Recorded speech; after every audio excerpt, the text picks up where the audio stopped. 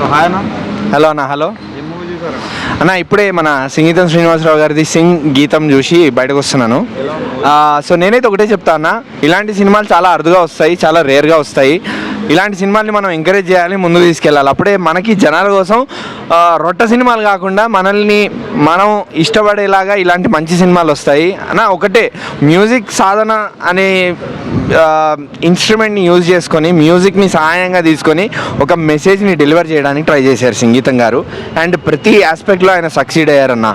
Soulful heartfelt movie. ఎందుకు ఇంత జల్దీ అయిపోయింది సినిమా అనిపించింది మీరు అర్థం చేసుకోండి. ల్యాగ్ అనిపించలేదు, ఎక్కడ స్లో అనిపించలేదు, ఓవర్గా లేదు.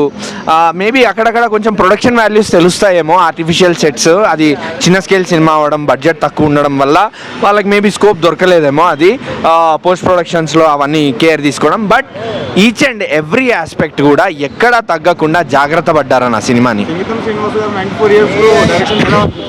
అన్న ఆయన లెజెండ్. ఫస్ట్ ఆఫ్ ఆల్ ఆయన గురించి మాట్లాడడానికి కూడా మాకు అర్హత లేదు మాలాంటి కుర్రబచ్చ వాళ్ళకి.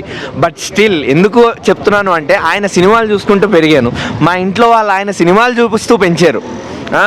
మన పుష్పక విమానం అవనివ్వండి, విచిత్ర సోదరులు అవనివ్వండి, టైం ట్రావెల్ ఆదిత్య 369 అవనివ్వండి, భైరవ ద్వీపం అవనివ్వండి, ఎట్లాంటి సినిమా అయినా కూడా ఆయన సినిమాలు చూస్తూ పెరిగిన వాళ్ళకి, ఆయన 94 ఏళ్ళకి మన ముందుకు వచ్చి చేతకాని స్థితిలో ఉన్నా కూడా, లేదు నాకు తెలిసింది ఇదే, నేను మీకు చూపిస్తాను, నేర్చుకోండి అని చెప్పి ఆయన మనకు ముందుకు తీసుకొచ్చాడన్న.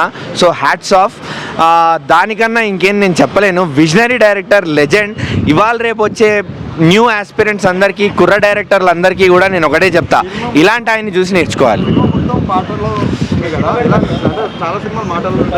నాకైతే మాత్రం నచ్చిందన్న. మీకు ఫస్ట్ ఒక సినిమాలోకి వెళ్ళాక ఆయన మనల్ని ఆల్రెడీ ఇన్వాల్వ్ చేసేస్తాడు. సినిమా ఓపెనింగ్ 2 నిమిషాల తర్వాత వెంటనే మనం ఇన్వాల్వ్ అయిపోతాం సినిమాలో. అండ్ అక్కడి నుండి మీరు ఏదైతే అంటున్నారో పాటలు అని, మాటలే పాటలుగా వస్తాయి. సో నాకైతే మాత్రం ఎక్కడ బోర్ అనిపించలేదు, ఓవర్ అనిపించలేదు. మేబీ మాస్ మార్కెట్స్లో మాస్ ఆడియన్స్కి అది కొంచెం బ్యాక్ ఫైర్ అవ్వచ్చేమో కొంచెం. బట్ మీరు ఏదైతే ప్రీ ఇంటర్వెల్ చూస్తారో, క్లైమాక్స్ చూస్తారో, ప్రీ క్లైమాక్స్ చూస్తారో, అక్కడ డిఎస్పీ చేసిన మ్యాజిక్ ఎక్కడైతే వింటారో మీకు అవన్నీ వెళ్ళిపోతాయి మైండ్లో నుంచి. సెట్స్ బాగాలేవా, లేకపోతే మాటలు కాకుండా పాటలు ఎక్కువ ఉన్నాయా, ఏంది అని ఏం అనిపించదు. అంత బ్యూటిఫుల్గా తీసుకెళ్లారు ఆ ఇంటర్వెల్ని, ఆ ప్రీ క్లైమాక్స్ బ్లాగ్ని కూడా.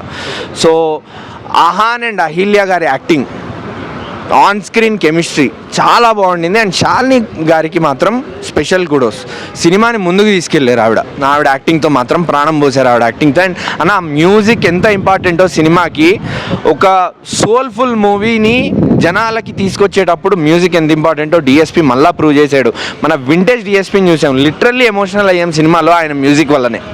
సినిమా లాంటి సినిమా తీసిన దర్శకుడు, అసిస్టెంట్ డైరెక్టర్గా దీనికి వర్క్ చేశారు అన్న. అది ఆయన చేసుకున్న అదృష్టం అని చెప్తాను నేను. నాగశ్విన్ చేసుకున్న అదృష్టం అది. ఎందుకంటే ఆ పెద్ద ఆయన దగ్గర వర్క్ని చేసి ఈ వయసులో ఆయన దగ్గర ఉన్న స్కిల్స్ అన్నీ కూడా నేర్చుకోవడం అనేది నాగశ్విన్ అదృష్టం. అండ్ ఐఎమ్ షూర్ ఖచ్చితంగా ఇప్పుడు నేర్చుకున్నవన్నీ కల్కి 2లో ఆయన ఇంప్లిమెంట్ చేస్తాడు కూడా ఖచ్చితంగా. ఏవైతే మిస్టేక్స్ ఉండిందో కల్కి ఫస్ట్ పార్ట్లో, జనాలు ఎక్కడెక్కడైతే నెగిటివ్స్ చెప్పారో, మేబీ నెగిటివ్ ఫీల్ అయ్యారో, మిస్టేక్స్ చూపించారో, అవన్నీ ఖచ్చితంగా ఆయన రెక్టిఫై చేసుకుంటాడు. ఆయన అదృష్టం. ఈ టైంలో ఆయనకి ఒక కుడి చెయ్యిగా నిలిచి, కుడి భుజంలా నిలిచి ఆయన్ని ఈ సినిమా కంప్లీట్ చేయించినందుకు నాగశ్విన్ గారికి ఆయన బ్లెస్సింగ్స్ ఆల్రెడీ ఆబ్వియస్లీ ఉంటాయన్న.